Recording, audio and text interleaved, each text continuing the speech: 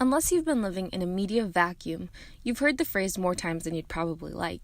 You are fake news. The fake news. Fake news. Fake news. Fake news.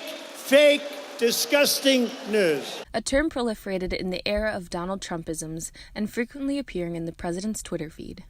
Fake news. It's a household phrase following the 2016 presidential election. But what is it really? From CNN to NBC and every acronym in between, President Trump has unapologetically voiced his anguish with the media's coverage of his administration. The indiscriminate fascination and president's allegation of fake news have even led to the publishing of the highly anticipated 2017 Fake News Awards on the GOP's website in January of 2018. In first place, an opinion piece from the New York Times. In this digital age of almost palpable live news coverage and heated live tweeting, where and how did so much fake news come about? What is the real deal with all of this fake news? The University of Michigan Research Library Guide defines fake news as those news stories that are false. The story itself is fabricated with no verifiable facts, sources, or quotes. Sometimes these stories may be propaganda that is intentionally designed to mislead the reader, or may be designed as clickbait written for economic incentives. According to the university's guide on how to sort fact from fiction, fake news exists within a larger ecosystem of mis- and disinformation. But where did this start? To answer this, we turn to the president himself. You can talk all you want about Russia, which was all a, fake news fabricated deal. In the post-Cold War era, Russia had lost the competition of material resources and was forced to find a new means of influence.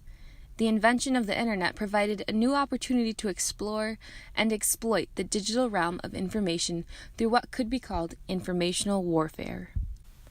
The pioneering of fake news disinformation campaigns began with stories such as the claim that the American government created the AIDS epidemic in a laboratory to target minority populations. The disinformation campaign was successful, creeping into other forms of media, like Kanye West's 2005 track, Heard 'Em Say.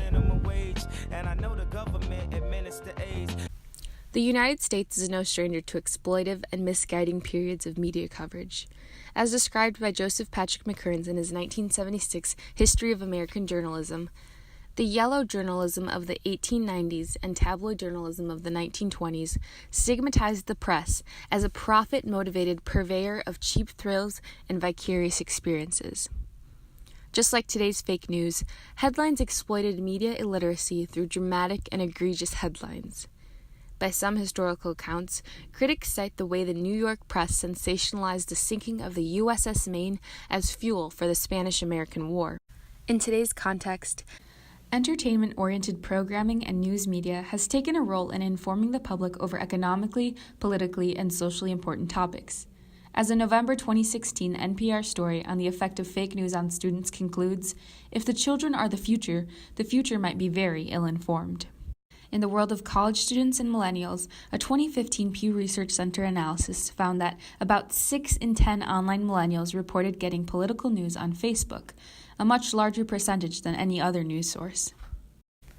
If the 2016 election taught us anything, it made clear that misinformation is powerful enough to influence political opinions and voting decisions.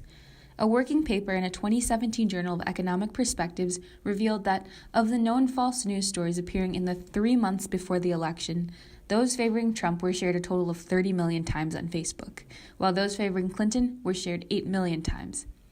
The average American adult saw at least one fake news story in the months around the election, and just over half of those who recalled seeing them admitted to believing them.